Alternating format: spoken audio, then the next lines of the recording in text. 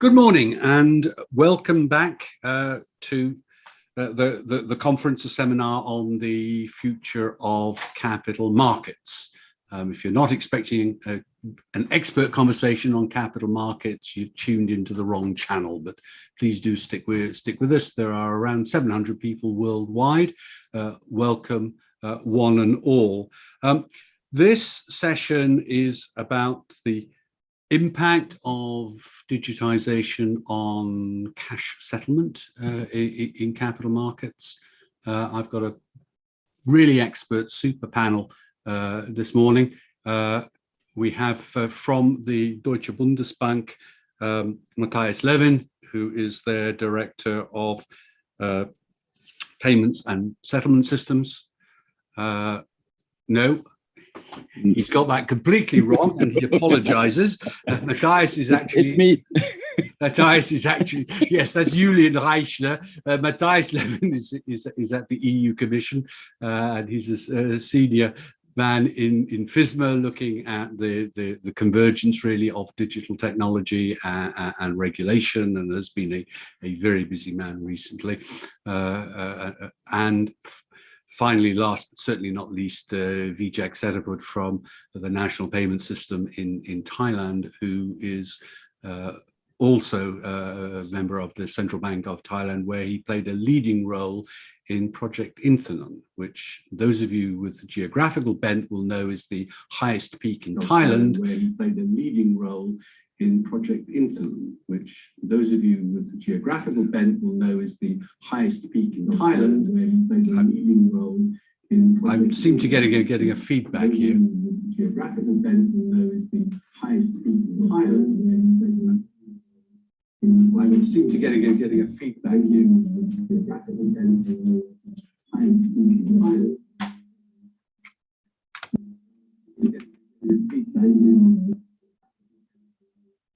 Sorry, we're working on this.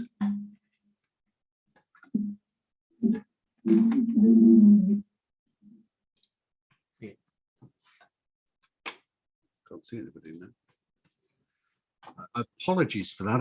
I hope we fixed. I was just saying that not only is Vijay leading payment systems architecture in Thailand, but was also played a leading role in Project Inthanon, which is the highest peak in Thailand for those of you interested in geography, and for those of you interested in CBDC, is the Bank of Thailand's very successful wholesale CBDC project. We enjoyed a couple of very interesting sessions this morning, which brought to mind three very big observations from panelists, which panelists here may wish to agree with or disagree with. First observation was that digitization or new digital technologies, particularly blockchain, offer the opportunity for a complete step change and transformation in the way in which capital markets are operating, in particular in terms of settlement. Secondly, that regulation is going, and regulators are going to play a key role in how this market develops, and that there is a balance between strangling innovation on the one hand and risking financial instability with all those consequences on the other. And the third, a view that central bank money should be at the core of this, and the system should be based around that, and private monies should be very closely supervised and regulated if allowed in at all. I would just add to that exchanges seem to me to have been around for about 350 years and by and large work fairly well. Yes, there are some clearly improvements one might look for in technology, one might look for better speed of settlement, even atomic settlement. One might look for more automaticity, one might look for 24/7 operations, one might look for a little bit more cost, but actually can't we just achieve this through conventional systems upgrades, policy upgrades, rather than through a wholesale transformation. And in particular, we talk a lot about digital central bank money operating in wholesale markets for cash settlement. And I know we're past the days when little boys with haversacks ran around the city carrying cash, physical cash to settle. But don't capital markets already settle using central bank money digitally via private reserves held at central banks? So my opening question to the panel would be, what's wrong with things as we are? And isn't DLT just a technology looking for a problem to solve? And with that, and hopefully that my technology solves my problem, I'm going to hand over to Matthias, who I'm pleased to say has moved from the Bundesbank and is now very much at FISMA at the European Commission. Over to you. And your mic is off at the moment. Your mic is still off. It's still very much off. And now You're on now. Very much on. Excellent. Very good. No, thanks, Philip, for those introductory words. And let's hope that I don't have any further technical issues my side. And thanks for that summary of the debates to so far this day, which I think reflects the way we see things here. Indeed, we have blockchain and DLT coming. It holds a lot of potential. Regulation is key. And of course, if we design regulation to cater for blockchain and DLT, we of course still have to kind of preserve financial stability. And that's where a little bit the challenge lies. So perhaps I can just kick off by saying a few words of what we have done to try to, from our side, kind of draw the, look at our regulatory responses to this in order to kind of cater for the innovation while at the same time addressing the potential financial stability concerns. And in that respect, we see a particular potential of blockchain use in the way that securities are traded, cleared, and settled. There is indeed a lot of potential to kind of make trading and post-trading processes more efficient. I think that came out from earlier panels, and I think that the key potential there is really to kind of merge or combine the kind of trade and post-trade processes that are currently kind of often provided by different types of market structures, and that could lead to efficiency gains. From our perspective in the EU, of course, we have a particular interest in this, given that we are 27 member states. We have a kind of capital markets union ambition, and of course, our single market project as well, and that exists with live and kicking financial services. But for that, to really kind of be able to kind of use the potential of DLT, it may well be that the financial services legislation has to be adapted. And indeed, the evidence we found is that indeed regulation matters, and that there are certain aspects of our securities, of our trading and kind of post-trading legislation in the form of MiFIR or CSDR, that create difficulties for those wishing to trade, clear, and settle securities on DLT. And that's why we have developed this kind of regulatory response, which is the DLT pilot regime. This regulation, which will enter into effect and start to apply early next year, aims to create a safe space for market participants to experiment on trading, clearing, and settling securities on DLT. Under this regulation, financial firms will be able to apply for permissions to run a DLT market infrastructure. And they would also be able to apply for specific time-limited exemptions from requirements set out in EU trading and post-trading legislation. If national competent authorities grant these permissions and exemptions, the firms would need to apply some compensatory measures to address the kind of risks that the provisions that have been exempted for were aimed to kind of cater for. Once the exemptions are received, they can then trade and issue and settle eligible securities on DLT subject to certain limits and conditions. And those limits are, for example, in terms of eligible securities. Here it will apply to bonds, securities in uses, broadly speaking. But there are also limits in terms of kind of the size of the securities and the bonds that can be undertaken, for example, in terms of market cap and issuance size and market value and the like. And there's also an overall cap of 9 billion euros to kind of keep the kind of potential financial stability risks within range, given that it is a temporary regime aimed at stimulating experimentation. A key issue that we discussed when designing this regime, which I think relates squarely to kind of the questions you put out very beginning, Philip, relates to cash settlement.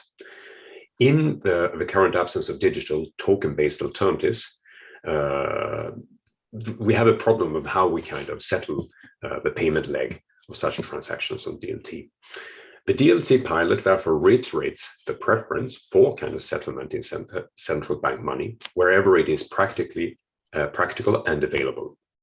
However, as that is not currently the case, it opens up a wider possibility for settlement also either via CSDs or via commercial bank money, also in tokenized form or e-money tokens.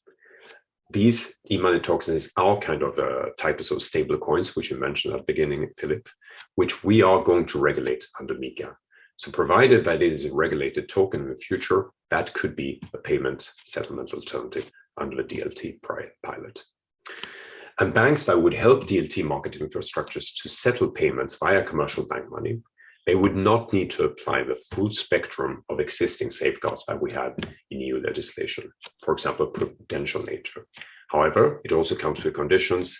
The overall kind of aggregate market value then instruments that they would apply to would also be limited in size. So in sum, the DLT pilot is effectively a regulatory instrument to learn more, to cater for innovative potential, to learn more about it, to allow market participants to experiment and see the kind of benefits it brings under kind of controlled circumstances. We would operate within the current constraints. Digital payment alternatives are rapidly developing. Token-based private alternatives would be subject to MiCA. So I think that the experience with the pilot combined with these kind of token-based payment systems will then form a good base to kind of inform future more fundamental reviews of EU legislation. So I think this is from a kind of regulatory perspective where we as a commission has tried to kind of revise a little bit our responses to allow experimentation to happen, to kind of benefit from the innovation that is there, while at the same time providing a kind of a safe response in order to ensure that notably the cash settlement leg remains safe and sound. Thank you. And as you observed, there's been a flurry of regulatory activity, both around DLT and crypto in the past couple of weeks. So we've seen clearly the Digital Markets Act coming out from the EU in pretty much settled form. We've had letters and publications from the UK regulatory authorities, the Bank of England, PRA, FCA, and so forth. And clearly in the US, the president has issued an executive order to his various agencies to start getting the act together. Two slightly follow-up questions to this. One is, where do you think the gaps are in the major gaps are in existing regulation, which are preventing the kind of innovation that you want to see? And secondly, does that imply that the participants in the market, the definition of participants in the market be extended? In other words, that the regulatory frontier, if you like, is extended to cover different types of firms than we see at the moment. That's a question to me, Philip. Yes, just to follow up. No, indeed. I think I referred briefly to the kind of broader private payment alternatives that are emerging in the form of crypto assets. That these will only emerge and can only emerge on a safe and sound footing if they are provided with a regulatory framework. So that's a clear gap, which we have addressed by putting on a proposal for regulation on the table that would provide a framework for regulating these assets and address the potential risks that you have there to consumers, to market integrity and financial stability. So that's one kind of clear gap, and that we saw here within the kind of spectrum of kind of wanting to promote the use of DLT, also for kind of security tokens, that there needs to be this kind of connection line also with the kind of possibly private payment alternatives in that respect, that these alternatives would need to be regulated for them to properly emerge. But does that mean that non-bank, non-financial institutions should be admitted to the market, or indeed admitted to central bank balance sheets? No, I think that one of the conditions that, okay, these rules are still under negotiation in the EU, so they're not yet final, but the direction we are taking here is, in instance, that those who would issue those kind of stable coins, they would need to be banks, essentially. So it would kind of bring certain that part of the ecosystem within the banking field, in a sense, and hence apply the kind of prudential safeguards that come with that. So the Philip Middleton social media site need not apply to issue its stable coins? Well, you may well want to, provided that you set up shop in the EU and that you decide to become a bank. That's clear. Julian is a bank, so let me pass the baton to you and ask him to move our discussion on. Yes, thanks, Philip. Please allow me some general remarks at the beginning of my intervention, due to the fact that we do have an international audience today. The Deutsche Bundesbank, as part of the Euro system, operates core financial market infrastructures, the so-called target services. This is a number of services which ensure the free flow of cash, securities, and collateral across Europe. Precise, it is target 2 for settling payment, T2S for settling securities, TIPS is a service for instant payments, and ECMS is a service for collateral management. All of them settle in central bank money, and there are good reasons why central bank money is preferred in various regulations, if available and practical, as Matthias already said. Central bank money is the safest settlement asset. Central bank money is a settlement asset with the highest liquidity, and central bank money allows for an efficient and flexible liquidity management, for instance, by providing intraday credit. And by supporting an integrated central bank money liquidity management, the Euro system also contributes to the integration of financial markets and financial infrastructures. And having been said this, we are currently providing central bank money to our monetary counterparties via traditional infrastructures. However, we are in discussion within the Euro system whether to go even further and provide CBDC in a retail version and or in a wholesale version. Without doubt, there are many promises of blockchain or DLT technologies. I'm sure you have already heard today. First financial systems are currently in a process of digitalizing assets in many European countries. It is now possible to issue securities in purely digital form and potentially also using DLT infrastructures. Second, DVP settlement is crucial for the financial system. Nowadays, it can take up to 2 business days to settle a transaction, which can result in both credit as well as legal risk during that period. The settlement cycle could be shortened, thereby reducing credit risk and improving liquidity efficiency. And third, DLT could help to realize a number of operational efficiencies by relying on smart contracts. For the sake of completeness, DLT might also help to improve the cross-border, cross-currency settlement of securities.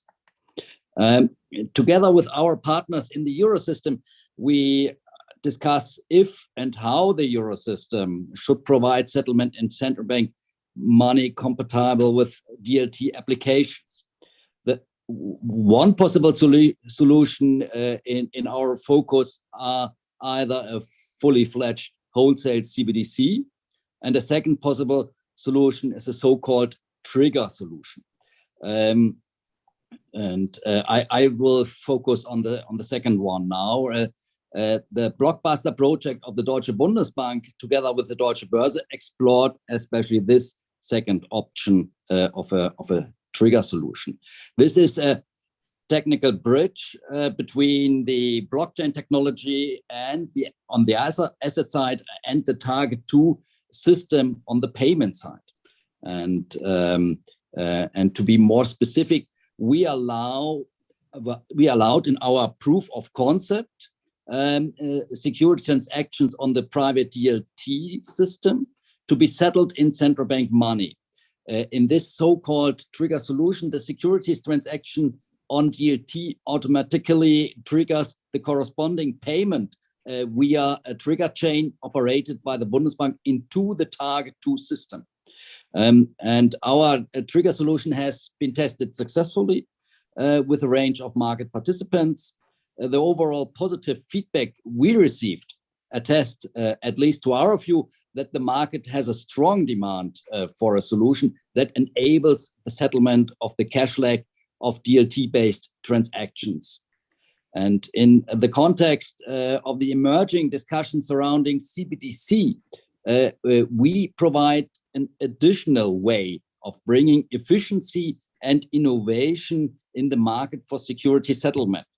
We perceive the trigger solution as a potential complementary element to a possible digital euro. Our key feature is that we use already existing infrastructures and that we do not need to tokenize money that is usually required for settlement processes within the DLT systems. And money remains in the target 2. The excess of central bank money remains unchanged. The liquidity management for banks remains unchanged. More important, monetary policy implementation and financial stability are in practice unaffected. The trigger solution is just a new technical entrance to target 2 without the uncertainty related to tokenizing the central bank money. And so our trigger solution can be adopted by a variety of different DLT-based settlement systems and allows further usage of the DLT in the financial sector and real economy. And so it is agnostic in this way. The Eurosystem, for example, could be able to implement such a solution in a relatively short period of time, at least to our understanding, at least in far less time than it would take to issue a digital euro, for instance. And this solution would therefore realize some of the benefits of CBDC by integrating the payment infrastructure with DLT applications for the financial industry. Therefore, a trigger solution could be an additional way of bringing efficiency and innovation in the market. But what is clear is that the Bundesbank cannot act in isolation. Target services are services provided by the Eurosystem and for the financial actors in the European Union. Therefore, we need to discuss how to move forward within Eurosystem, and we are within this discussion process. Yes. Thank you. I mean, can I put you on the spot a bit?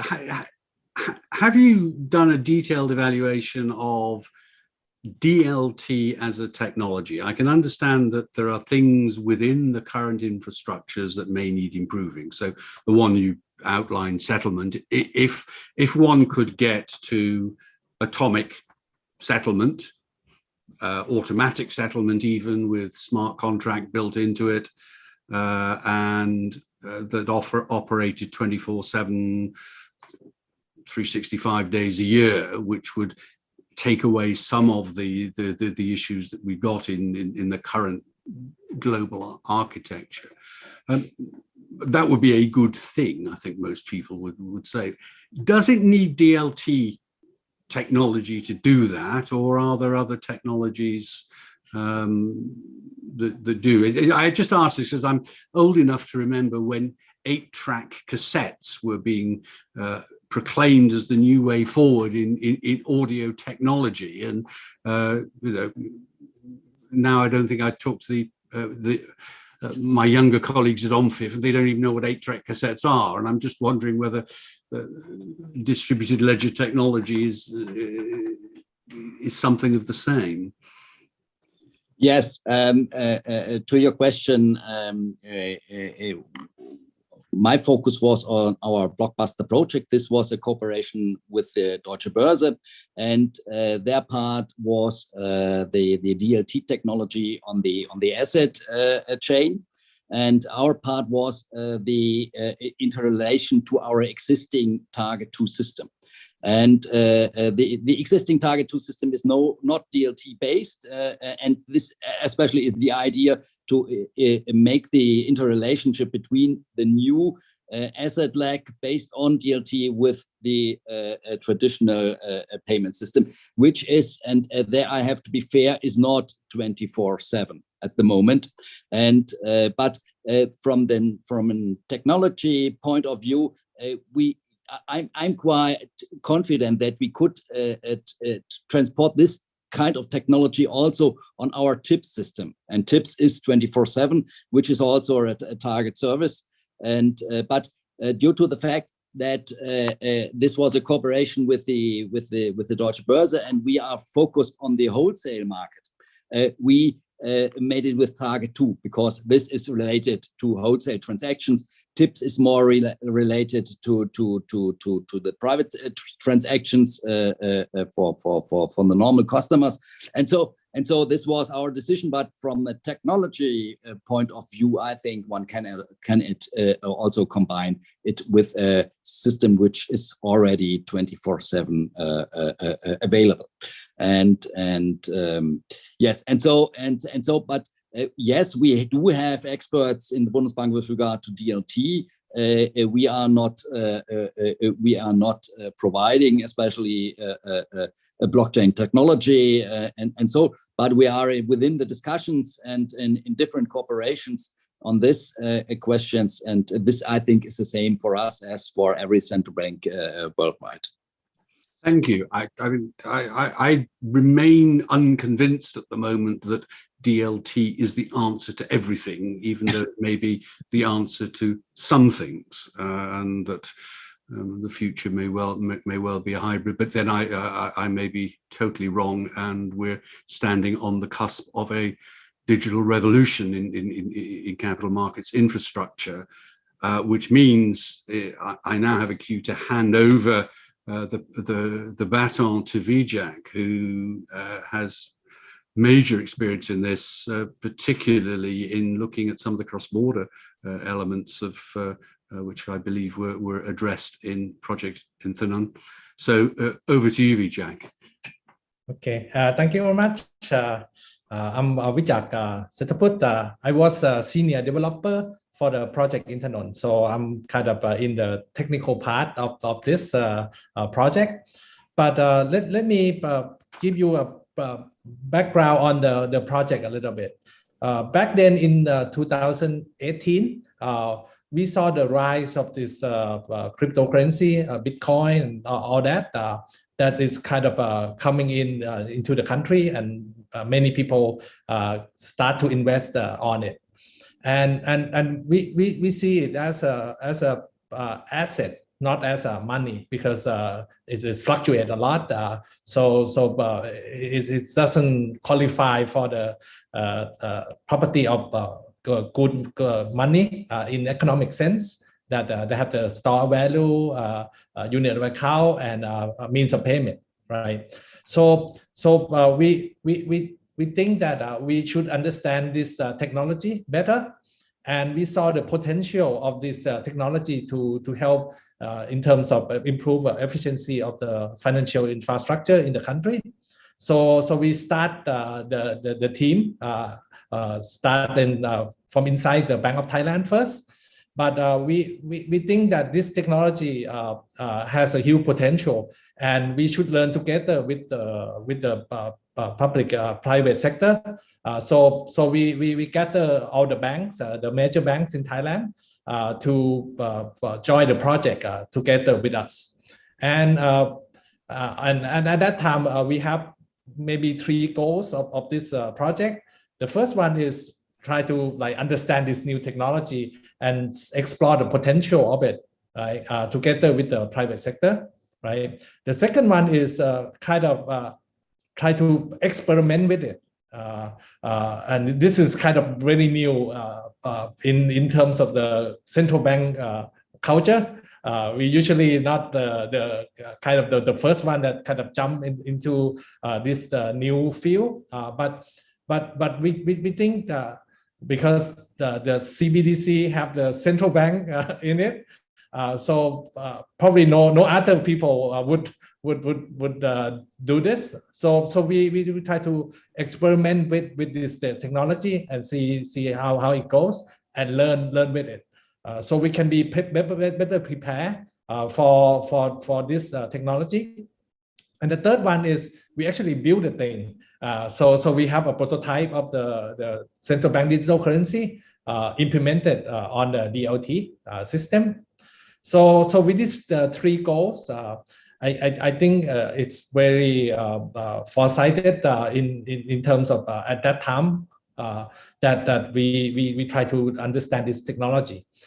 Because as we see now, if the central bank or the regulators do not understand this clearly or doesn't have the experience with it, they will have a hard time in terms of how do we regulate it.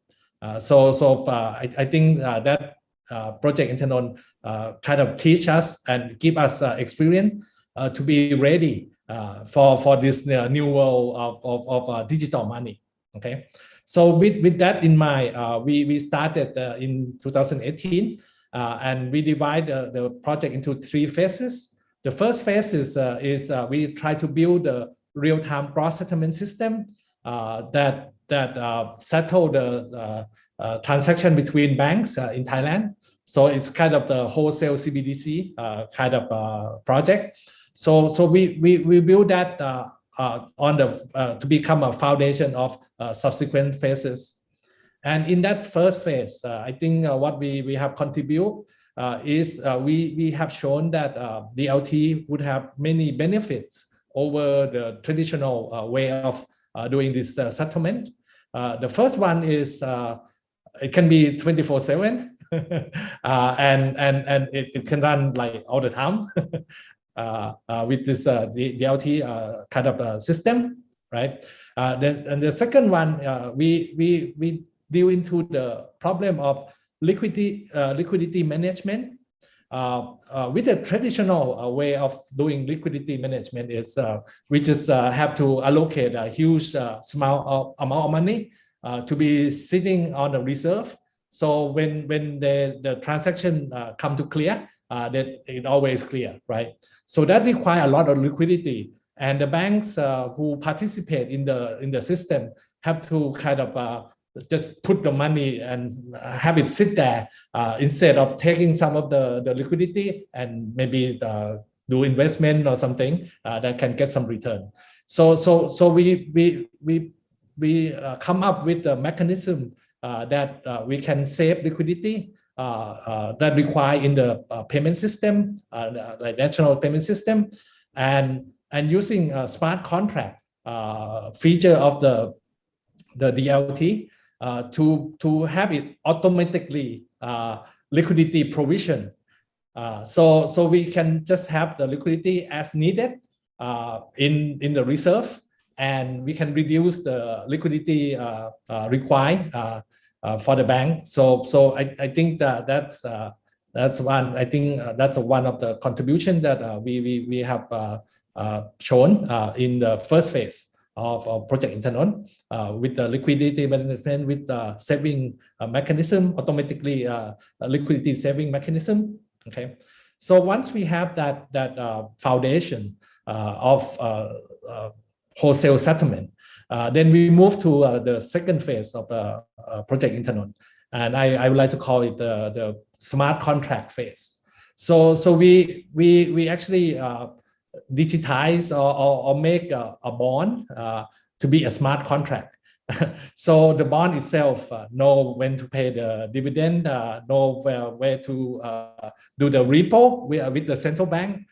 They can trigger themselves to all the functions, and they know how to calculate how much money they have to pay out to the people who hold it, and if they have changed the hand and all that, they have all this history and things like that. So it's really smart. We'll call it a smart bond kind of thing. And I think that could be applicable to capital markets because we can do really smart security and things like that using a smart contract kind of thing.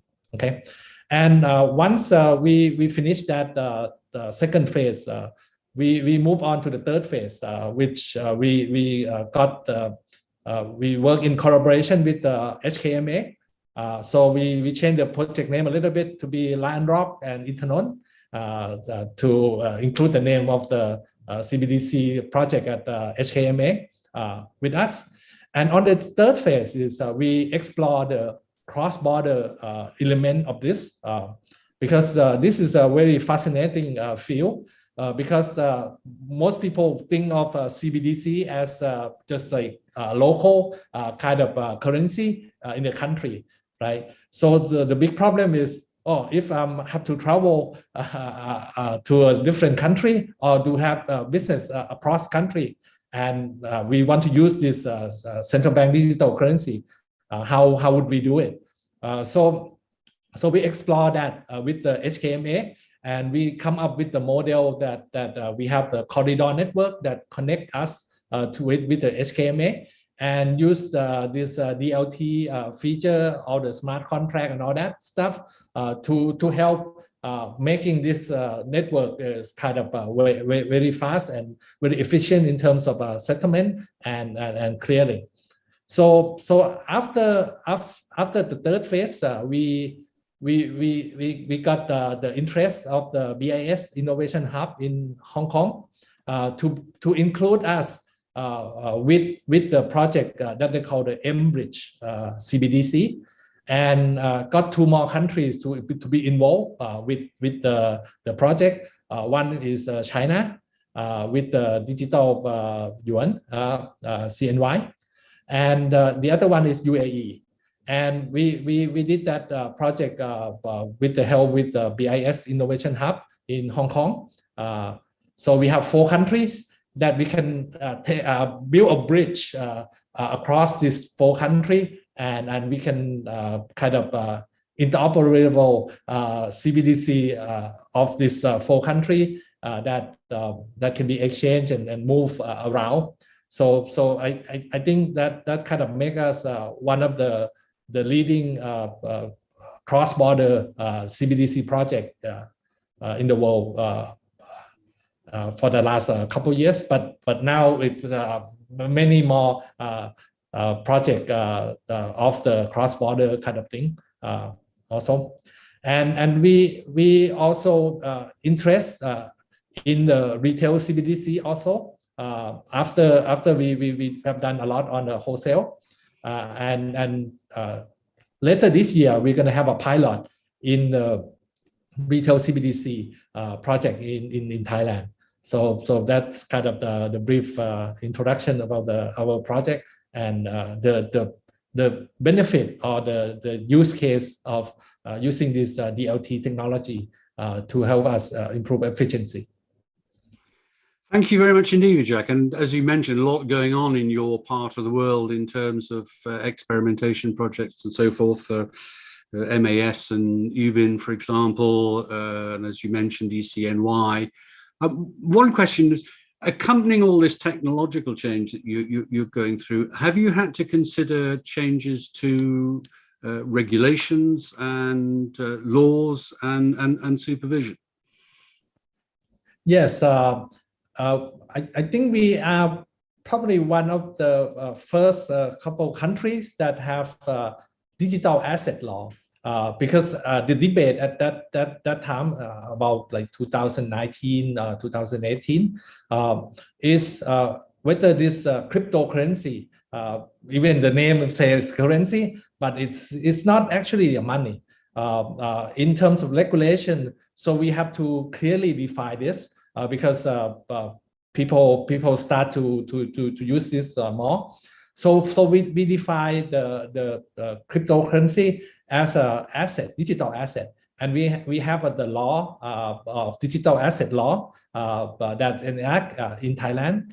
And we clearly define the ecosystem of this digital asset.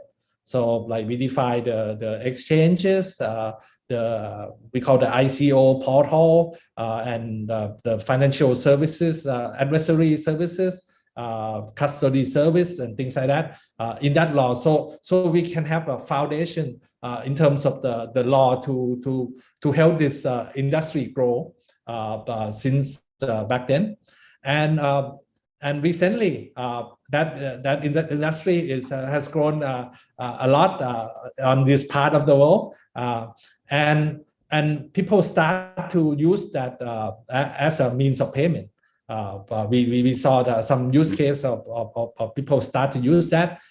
So we together with the Security Exchange Commission, who actually kind of the security organization that's responsible for this digital asset, has kind of a policy that we not encourage people to use the cryptocurrency as a means of payment in Thailand, and because what's the risk associated with it, because it's a fluctuation, things like that, and we kind of announced that the central bank digital currency is coming. We will have pilot in later this year. So we have a lot of regulatory policy kind of thing, and we also kind of announce our product that because one thing that we don't want to is we issue a ban, right? And then people say, well, so what is alternative for me to use, right?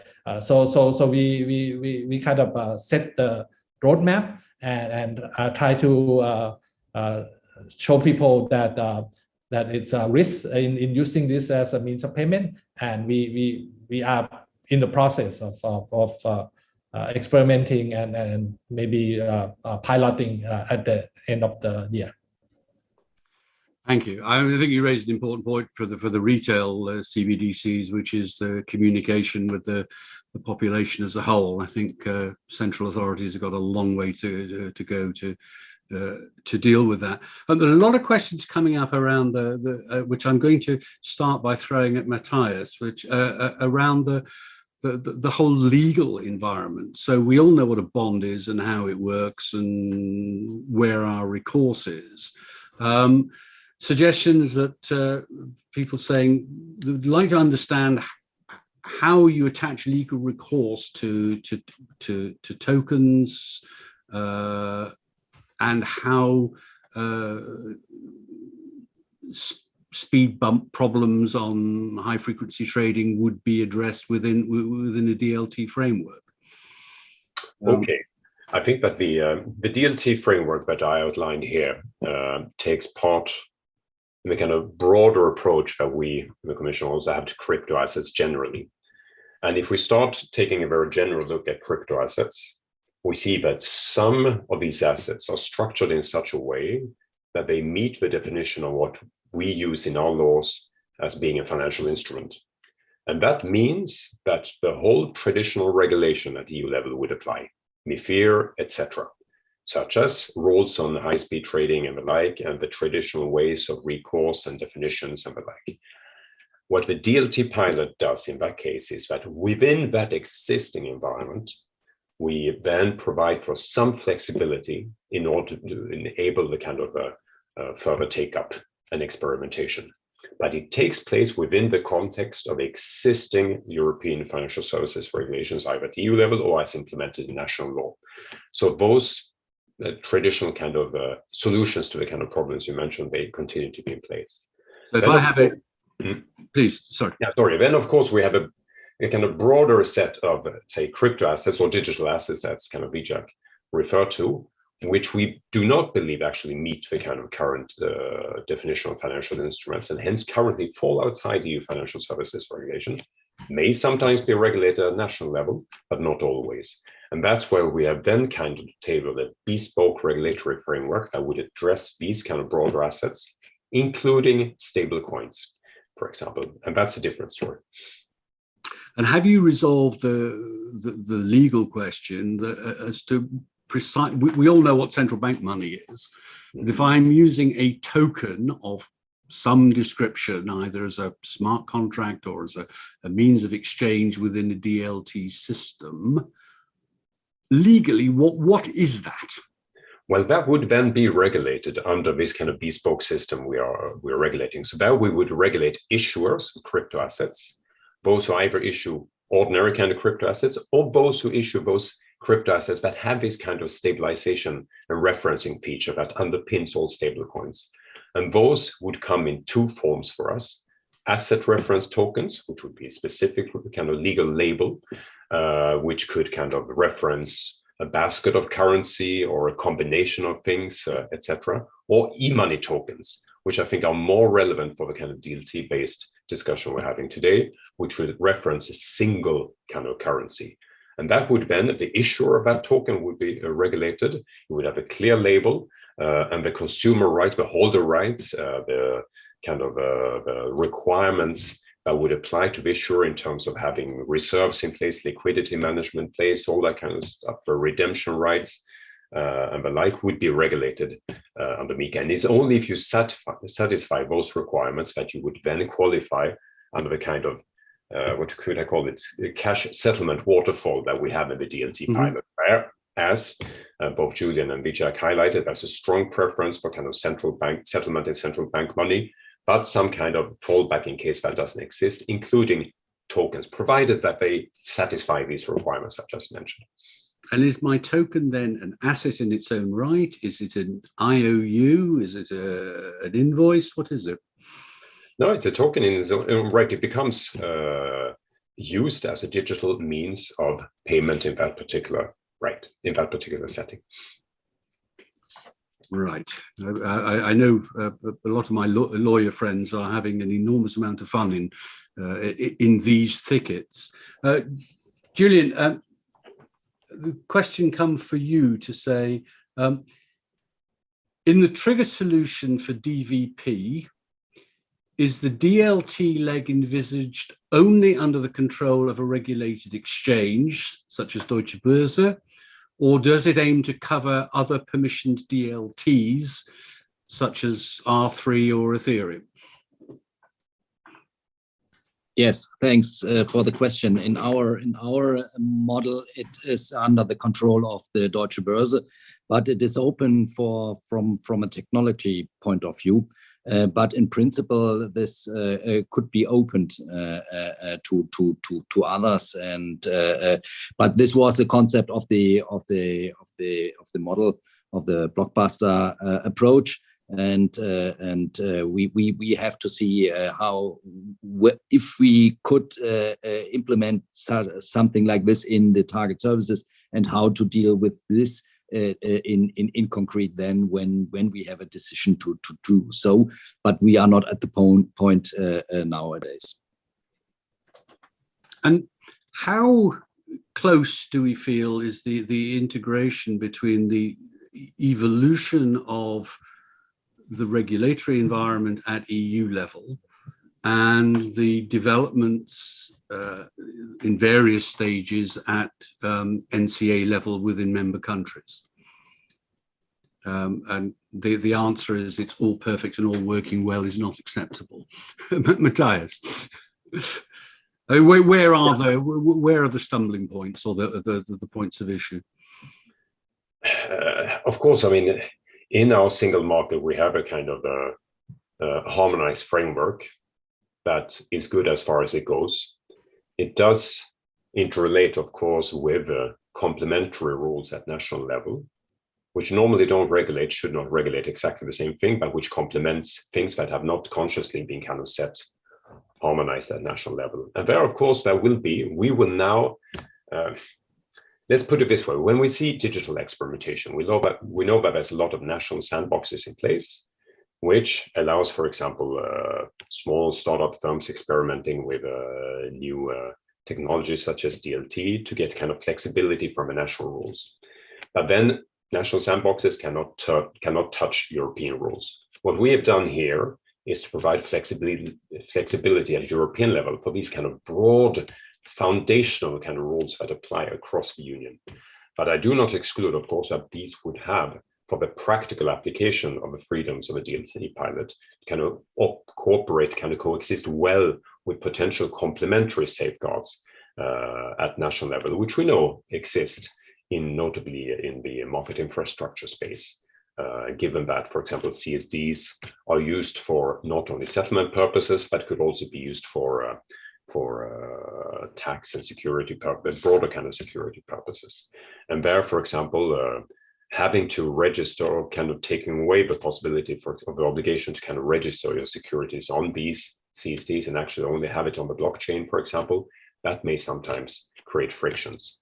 And that is something that we now have to see how it is applied in practice. And that was also, I think, kind of part of a learning experience to see whether there are additional things that we would need to address. Sometimes when you look at kind of what we tend to label barriers to kind of integration within the European Union, is often like peeling an onion. In a sense, you harmonize the first kind of set of things to kind of address problems you've seen, but then other kind of issues may arise. So, point well taken. Point very well made. Thank you. I was hoping, Julian, you might want to comment on the German recent e-Securities Act or law that's come in. How does that fit in with this? Yes, I think it's the German approach, and the aim is indeed to provide the legal framework for all the initiatives we can observe, and I think it's a good starting point for the financial industry to work within this framework, and it is made within the European context of the EU, as Matthias already said, and I think it's a big advantage that we do have this act now, and it should give sufficient security to the participants, and then we will see how it will be used. We do know that Deutsche Börse is trying to use it, as well as they are preparing for the pilot regime, and so. But we have to see, and I want to come back to one question you asked before, and your I say your skepticism with regard to the question whether DLT is really a revolution or an evolution with regard to the financial market, and so I share your position. There are big promises with regard to this technology, and I already said, but we have to see how it will, how quick it will evolve, and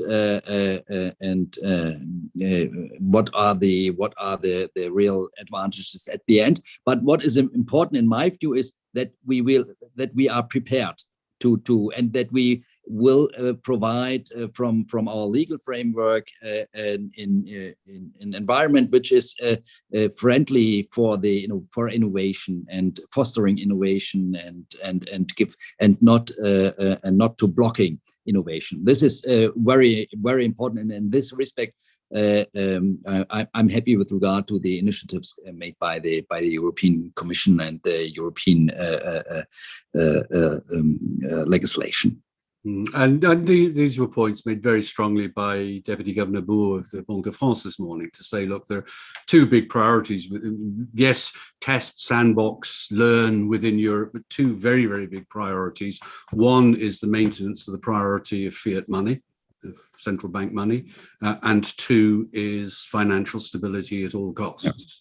Yeah. Everything else is up for grabs. Vijay, you've probably, the European participants benefit from being part of the European Union. So in a sense, some of the cross-border problems don't arise, although it's not entirely seamless all over the place. You're operating between completely different states without the benefit of a capital markets union or anything else. What are the wins and issues that you've been experiencing with such diverse jurisdictions as Thailand, People's Republic of China, and indeed the UAE? Yes, I think yes. I think the M-Bridge project is one that we can learn a lot from this, and I think one of the biggest issue that when we see this problem is how do we scale it? Okay, because well, it's kind of easy if I just have friends in HKMA, and then we kind of partner up. And we have a model that do the cross border, right? And when we try to scale it to 4 countries, 6 countries, 8 countries, how do we scale it efficiently? Because if we just use the model that we use for bilateral, it would not scale well in terms of multilateral. Right, because we have to do the multi currency wallet kind of thing, and that's probably not going to scale well. So I think the question of how can we scale this from bilateral to like more country multilateral is one of the more further studies. Okay, that's the first one, and the second one is. The question of this in some of the countries that we connect with, especially Thailand and I think China also, we also have this capital control because Thailand traditionally will experience the crisis of this moving of the capital. So when you factor those in terms of the system that we have to design, how we can implement those, because it's not freely moving, things like that. So I think that's a kind of the second kind of hurdle that we have to address in doing this cross-country, cross-border kind of thing. And the last one is from the technology side, because the LT at the moment, there are no like Microsoft Windows or Mac OS for DLT. So there are many platforms like you mentioned, both private blockchain and the public blockchain. So in the country that we connect, they are using a different blockchain or different system. And some of the country not even use blockchain. So when we try to move money around, the digital money, central bank digital currency around with the different kind of system, some is not even blockchain. How would we do it very confidently? So interoperability is one of the big issue. And I just want to end a little bit on central bank digital currency because it has a central in it, right? So it not necessarily have to be a DLT. There are CBDC that is not DLT, and it has shown that it has a huge performance, TPS capability and things like that. So CBDC is not equal to DLT. But we live in this kind of world. So the interoperability between CBDC, I think that's one of the big questions. Yeah. And presumably addressing also concerns about money laundering and yes. CFT Yep. figuring very, very, very high. Mm-hmm. We are coming to the end of our appointed time. I would like to thank our panel very, very much indeed for time and insight. Matthias, thank you very much for giving us a ringside seat at the regulatory developments in the European Union, which are, I think, going to be fundamental, and it's going to be very interesting to see which corpus of regulatory approaches achieves primacy, or indeed whether they all manage to dovetail together in different parts of the world. Julian, thank you very much indeed for your insights into the complex Target 2 and the equally complex German capital and payments markets. Very interested in particular in the experimentation that you have been doing and the Blockbuster project, which is a lovely name. And Vijay, thank you very, very much indeed for all your insights on Internon and other things that are going. So gentlemen, thank you very much indeed for your time. Thank you to our audience. Thank you for your questions. It's now my pleasure to hand over to my colleague, Lewis McClellan, the managing editor for the Digital Monetary Institute, who will be leading a session on blockchain and ESG. And I encourage people to remain with. But from me and from the panel, thank you for your attention and goodbye. Bye. Thank you. Bye. Thank you.